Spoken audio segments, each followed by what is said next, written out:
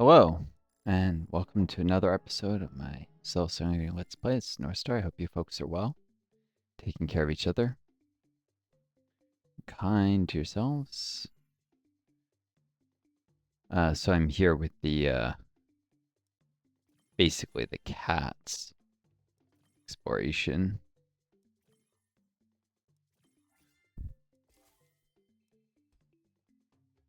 Just got the node that corresponds to the badge here, which is the main thing that I wanted.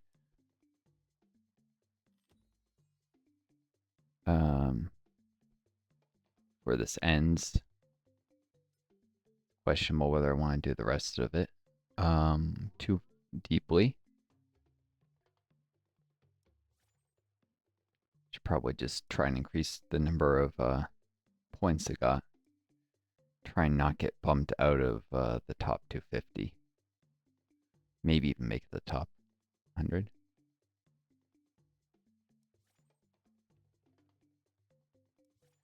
I don't know. Some people get hyper competitive.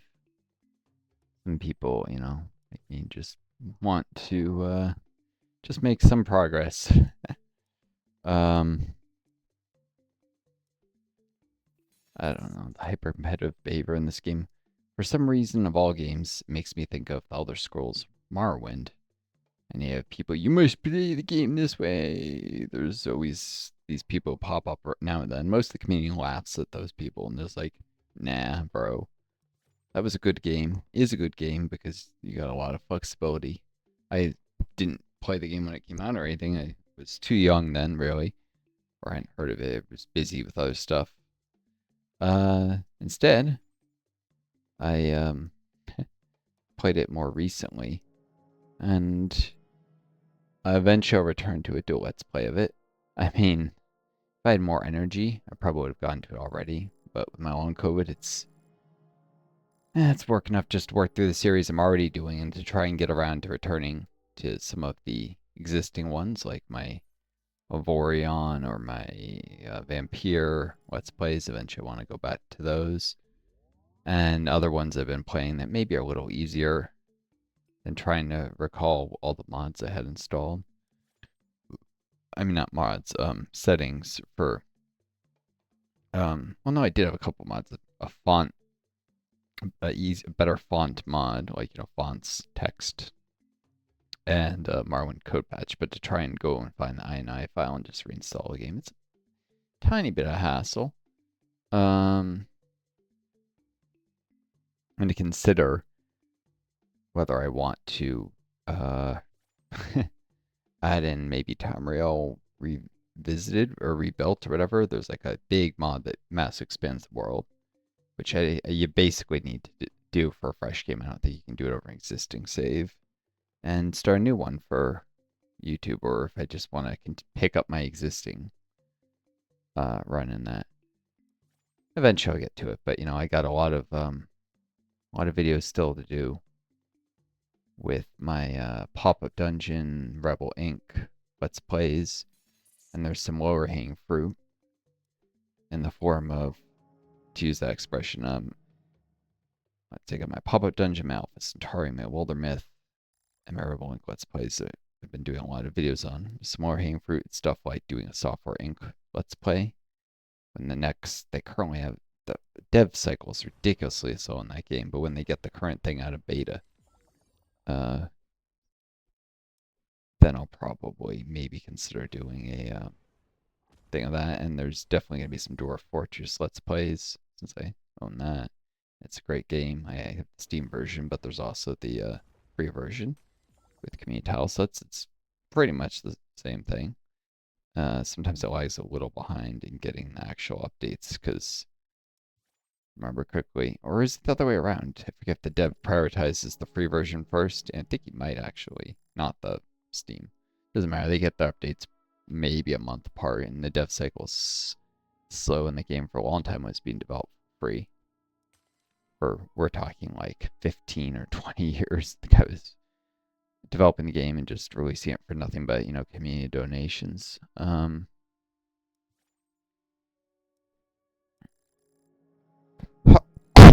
Tarn Adams. Apparently, before he did that, he did the game Liberal Crime Squad, which is still around and people still play it sometimes, and they've even made branches of it, made it a little bit better because it was never really a finished project, but it's actually a good game. I've heard I may have to go play that sometime. Point. I think it's also free, just like Dwarf Fortress was. So, or cheap for sure if it's not free. But yeah, there's a lot of games. And Morrowind's kind of involved, and it's something you gotta kind of be able to dedicate a lot of time to. Um, find, or at least found in the past. So, yeah. But I was thinking of that. I was thinking of how people get very occasionally meta with games and like chauvinistic about how people must play their games. And some communities like that one, people just laugh at them. I also play Alpha Centauri and doing Let's Play that, but there's less pushback there on some of the forums. You'd be like, support cores are broken. It's like, dude, they were meant to be broken. It's supposed to represent mass automation and robotics and AI in the future. It's supposed to represent the way that human labor increasingly becomes obsolete, and they do make it increasingly obsolete in that game. There is basically no case in which you should ever be working a tile with human labor instead of robots once you've acquired enough industry to automate a tile. The only thing is that the cost effectiveness, the return on investment of automating, is not great a lot of the time.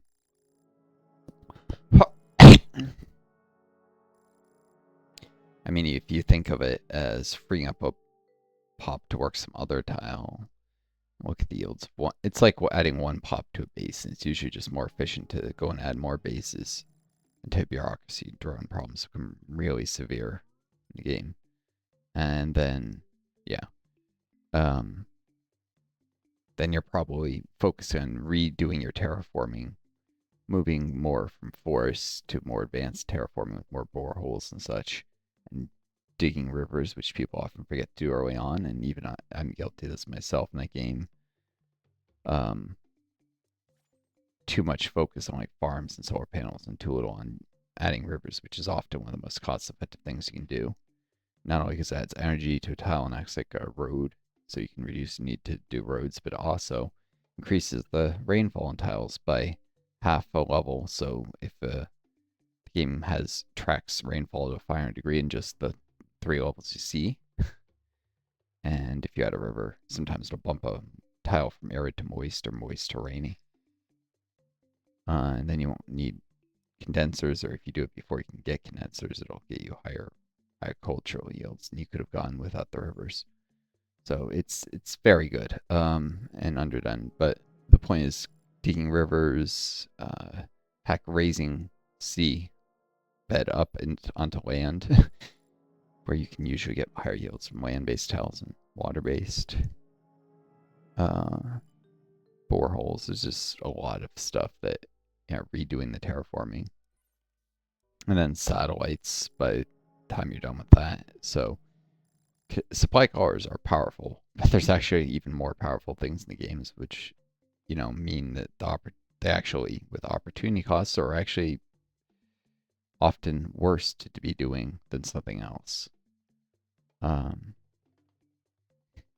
yet people whine they're overpowered. Honestly, just because it works against their preferred playstyle and ideology, because a lot of them, there's this whole, it's like a mind virus that game. There's a section of the population that only wants to play the university, and then they want to run free market. It's less common now, but it was more common closer when the game came out, because you had a lot of these college students who thought they were ubermensch and they were going to be billionaires someday, and so I think they're just assholes. And so that, they're all just like computer science people. They thought they were going to be the next Bill Gates. It's like, no, Bill Gates had a mother who had defense industry connections, and he just happened to be born at the right time to take advantage of computers in the emerging field. very, very, very few people become tech billionaires nowadays, and it's dumb. You have this American narcissistic idea. So many people think they're just temporarily embarrassed millionaires or even billionaires. They do not have a realistic sense of no, they're going to work for someone else most of their life, and they're going to struggle to make ends meet if they continue to favor the kind of right wing politics that screw over ordinary people. And heck, it's difficult for politics not to go right wing with billionaires funding right wing think tanks and working to control the media so that you'll be propagandized into right wing ideas and such.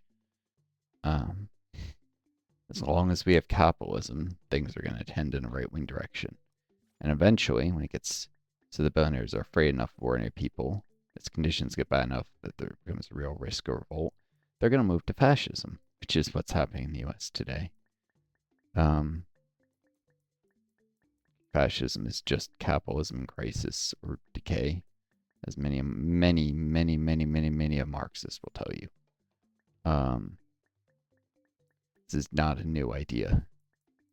It's just one that most Americans never hear because communism evil bullshit. I don't know if you guys are catching the mocking tone I'm using or my noise canceling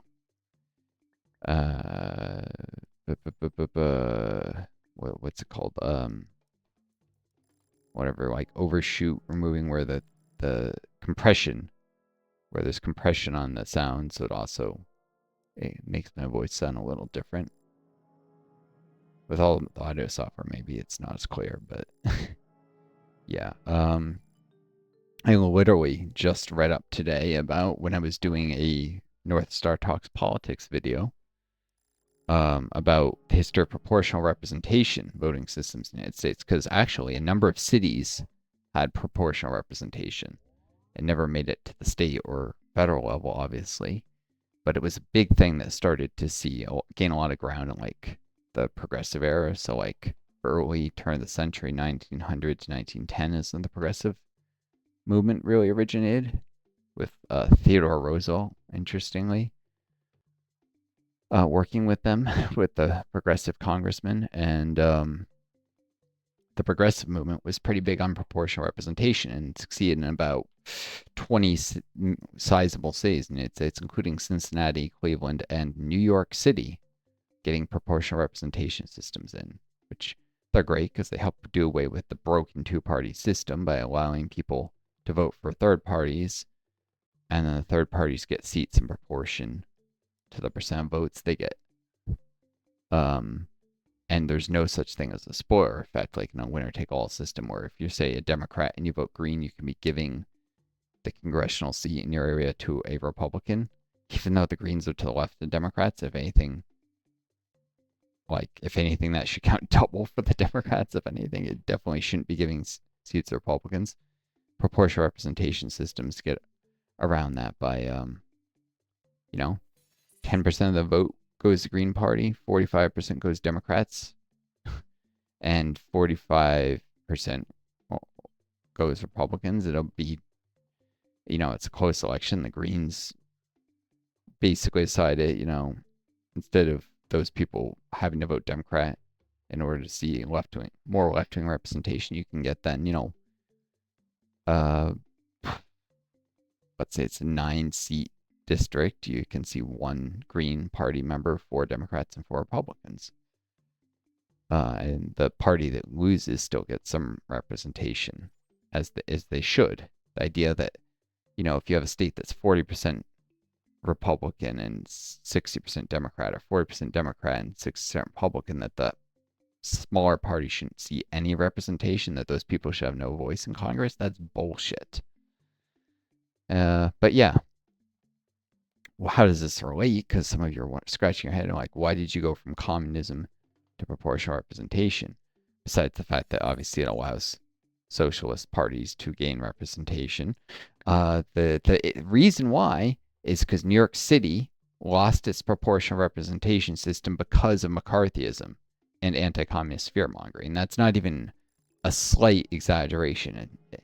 The Democratic Party, yes, the Democrats, not the Republicans, the Democrats went about giving speeches about how proportional representation was a backdoor to communism and it's un-American and it's a direct import from the Kremlin. That was literally, like, I was reading this history and there was literally a Democratic Party, like, congressional candidate or congressman or something saying this. And so the Democratic Party, which was infamous for its corrupt, vile Tammany Hall political machine that subverted politics in New York City, really they were just resentful of losing the Tammany Hall machine, which proportional representation was used to crush it. If you're wondering where the Tammany Hall machine, some history books misrepresent it. Oh, it was anti-corruption measures. No, that's literally biased bullshit, almost bigoted against socialism. That's a non-history. That's a fucking bunch of lies that's told to people so they don't have to discuss fear-mongering against socialism and proportional representation. The Tammany Hall machine always ceased to exist because New York City voted in a proportional representation system in the progressive era. And that system lasted into the 1940s. It wasn't until, I think, 41 or 47. No, I think it was 47. It wasn't until, yeah, I think it was like 1947. It wasn't, no, it was later than that. Was the 50s?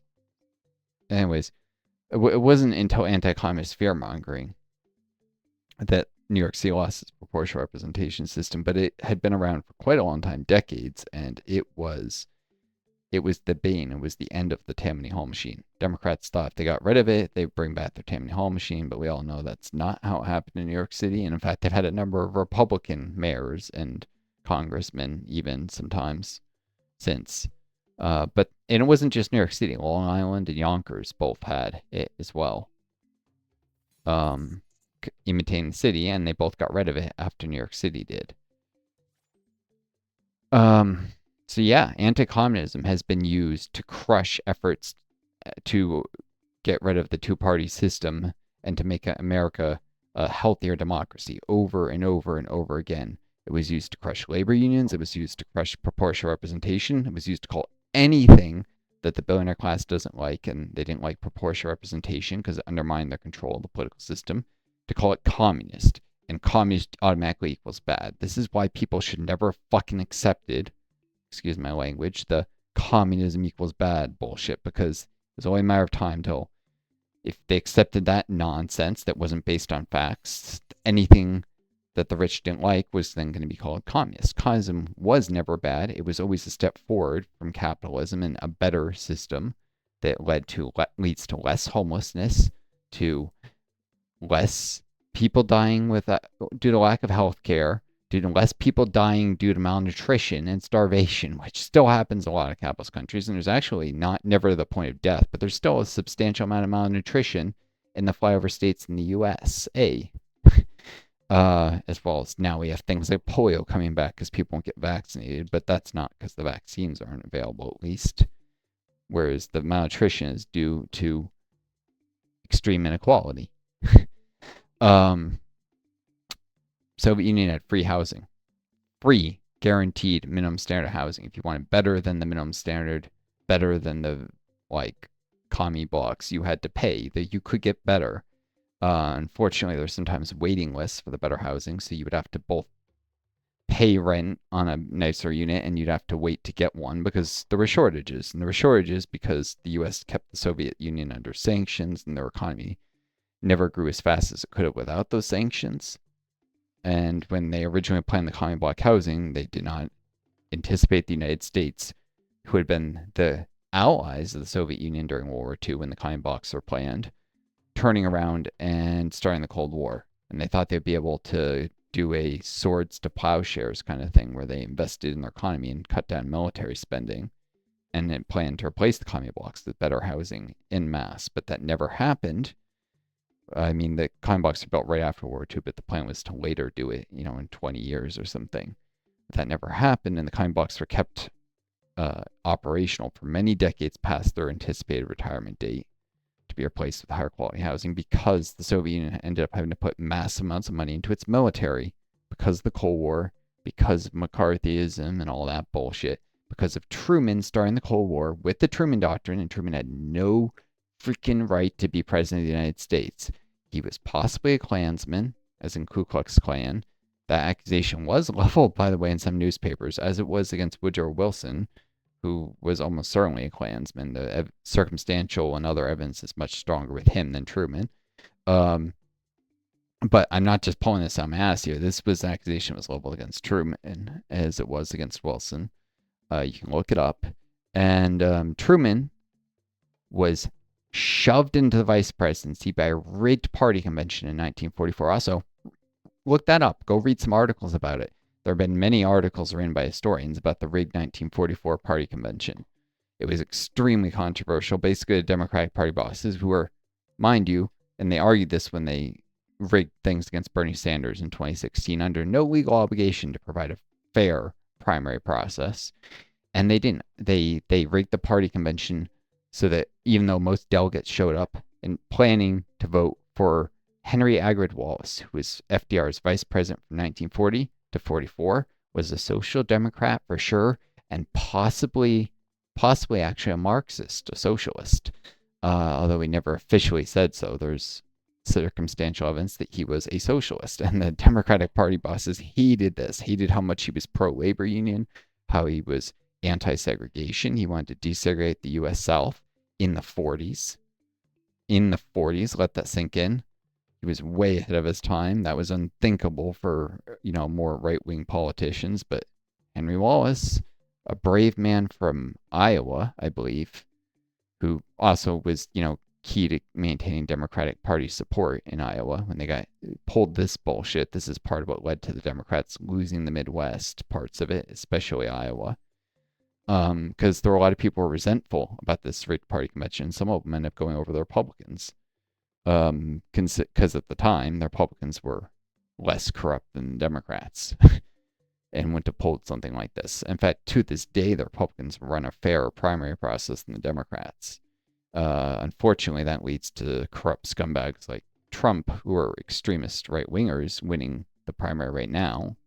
Like if the Republicans had rigged their primary against Trump as badly as the Democrats rigged theirs against Bernie Sanders, Trump would not have been their nominee.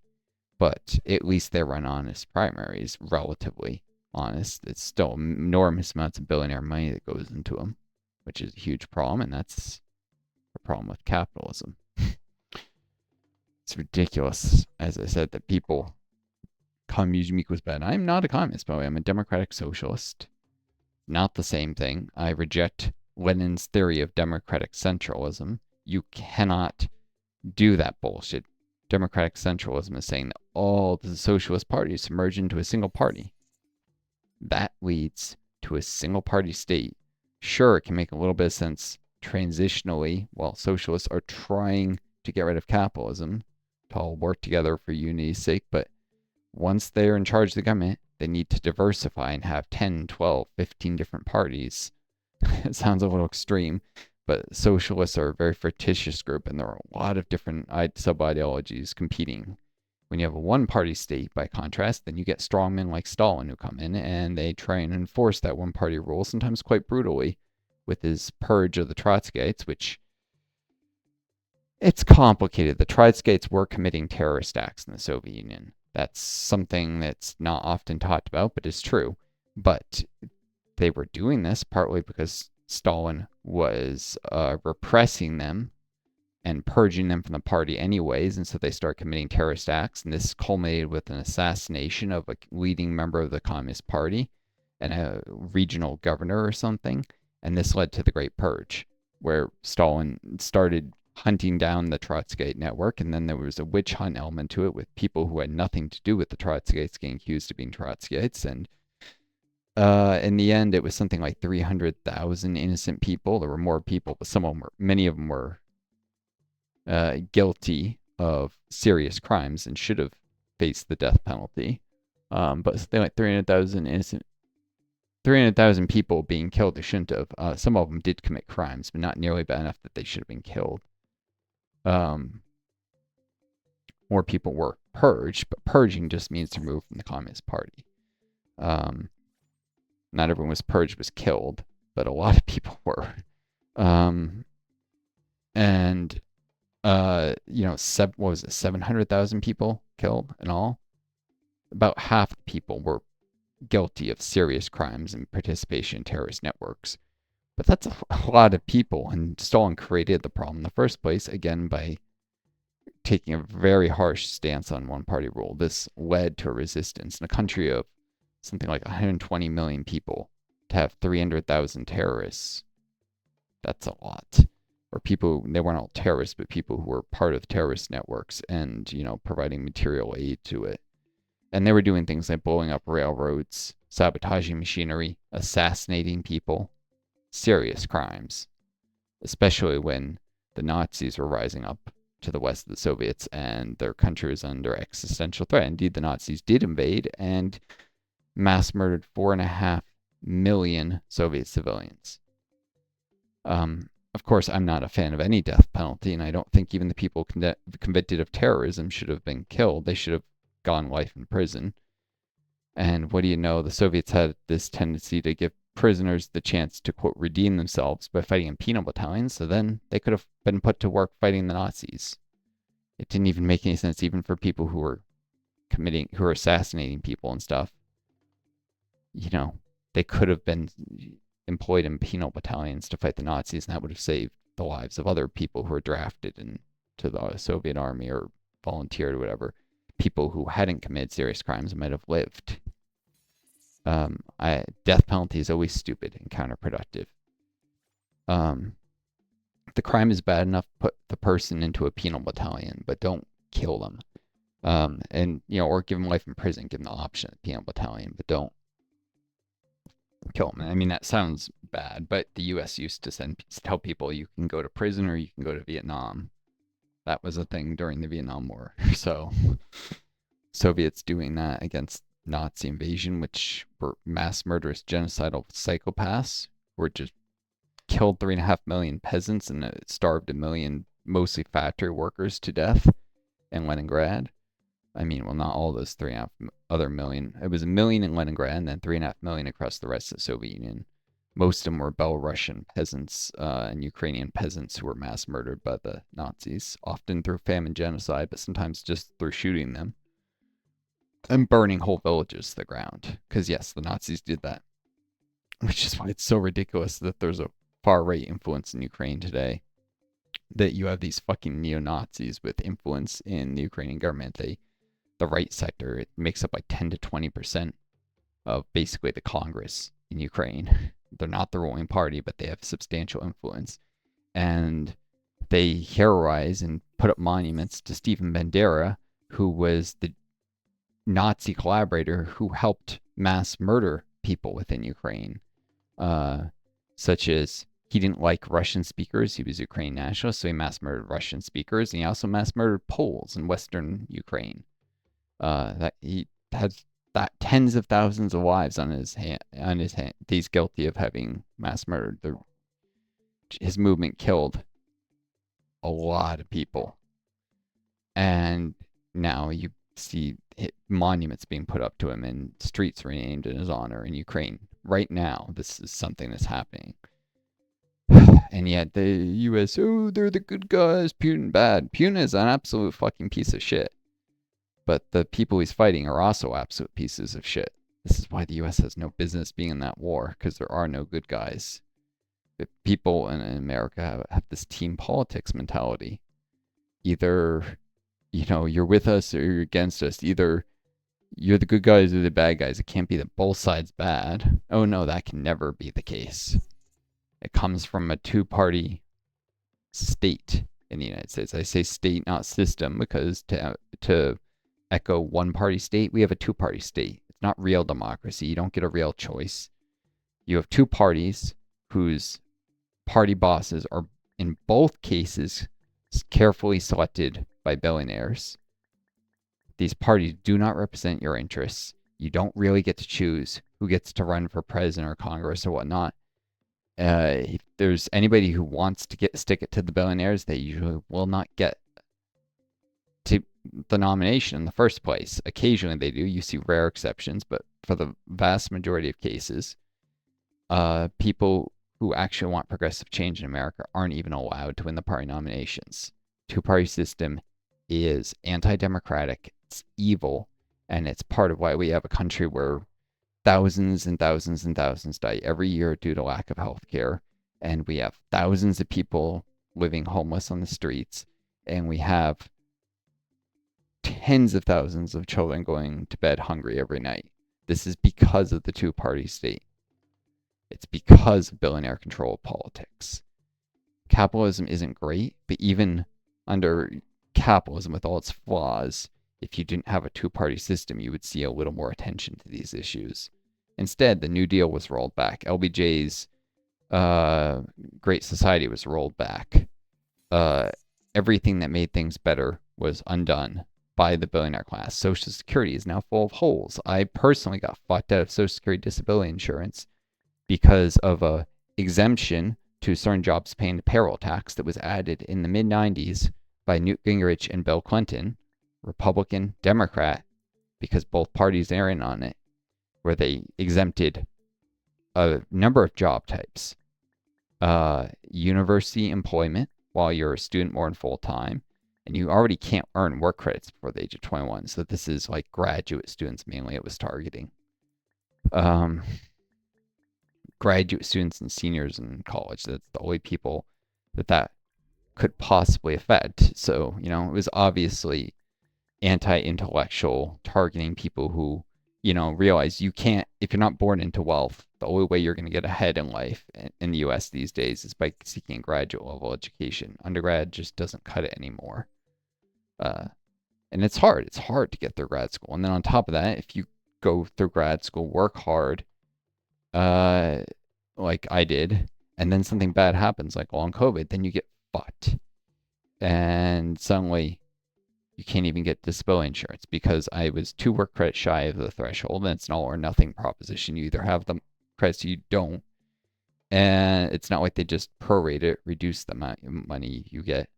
And so I'm cheated out of that. It's not much money, but I think it would have gone like $345 a month, which would have definitely helped me on top of SSI, but you can only get that when you're nearly completely out of funds.